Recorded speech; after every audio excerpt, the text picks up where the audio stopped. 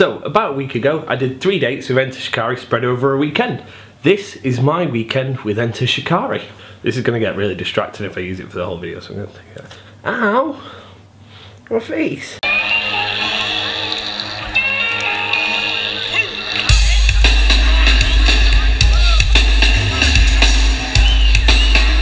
So the first date that I did on the weekend was Manchester.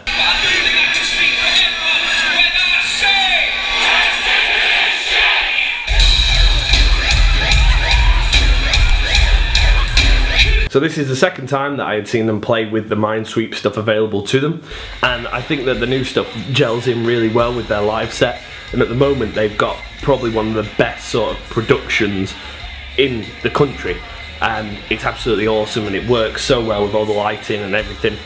One of the things that I did enjoy about Manchester as well was about a year ago I went to the same venue to see Bring Me the Horizon, and while I was there I got one of my 1,000 Voices stickers and I just slapped it on the bloke's bogs, and it's still there a year later, so that was awesome. How's it stayed there for so long? If you have a penis and you're at Manchester Academy, go into the bloke's bogs and you'll see my sticker on the wall. So then the next morning, while I was hungover as shit, I went from Manchester all the way to Glasgow.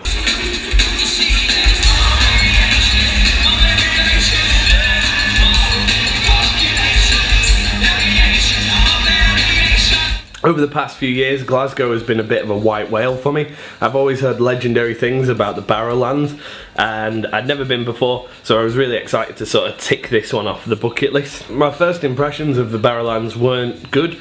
On walking in, it looks like sort of a rundown early 90s bingo hall. It looks like in the last 20 years, Anne Widdecombe's Fanny's got more attention than it. So I was a bit sort of like, well, what's the big deal here? The place is like falling apart. It's not a great venue. It looks kind of cool in the main hall, but it's not mind-blowing or anything like that. And then within about 4 seconds of the band starting, it all sort of made sense. It just clicked into place and I understood what the big deal about this place was. Literally, you could feel the floor beneath you like waxing and waning with the bouncing of the Scottish people.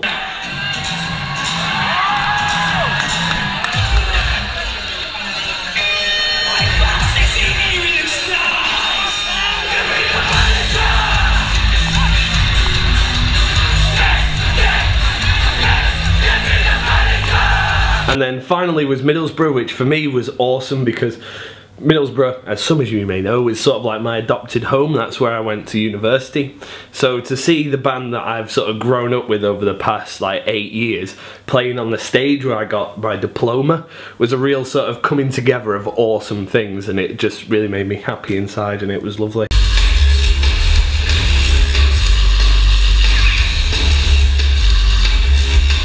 And then after the Middlesbrough show, we went back to our hotel and we texted Rory, and we were sort of like, what are you doing, man? What do you want to do? So we went and met up with Rory, and after a quick interval on the tourbus, we then went to my car and filmed a little short like interview. Don't hit me! Don't hit me! Enter Shikari have stayed the same.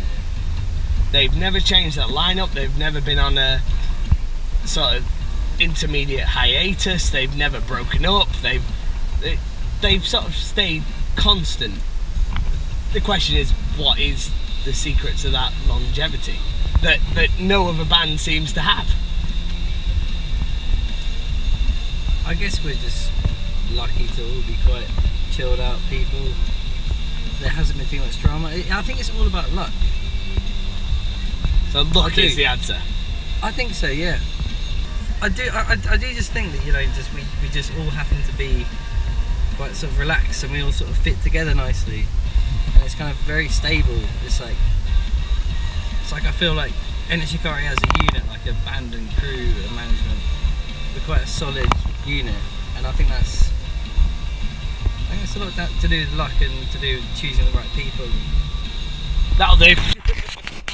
And then after that we went back to the sort of dressing room and we just chilled there and talked about nonsense, and I pretended that I was graduating again and stuff like that. But then the stupidest bit was, we were in there until about sort of 2 in the morning. We probably spent an hour just sort of chilling, and then the staff came along and they asked very politely if we could leave, and we obviously obliged. We walked outside and there's no tourbus. And obviously instantly I thought it was a joke. I was like, no, they've just parked it around the corner, they're having you on, they're pulling your leg. And no, they hadn't. They had just left without Rory. Did they leave without you, Rory? Mate, have you got any numbers for local taxis? Where are you looking to go, man? Are you filming now? Yeah. Oh. Can you I am. I mean, this is the sort of thing when if you get in this sort of situation where Rory's bus leaves in, you put your camera on your head and then you start filming. I mean, that's what you do. Bye, Rory. Oh, you found the bus. Bye, Rory. Thank you for watching my video. I've been Dabby and you've been you.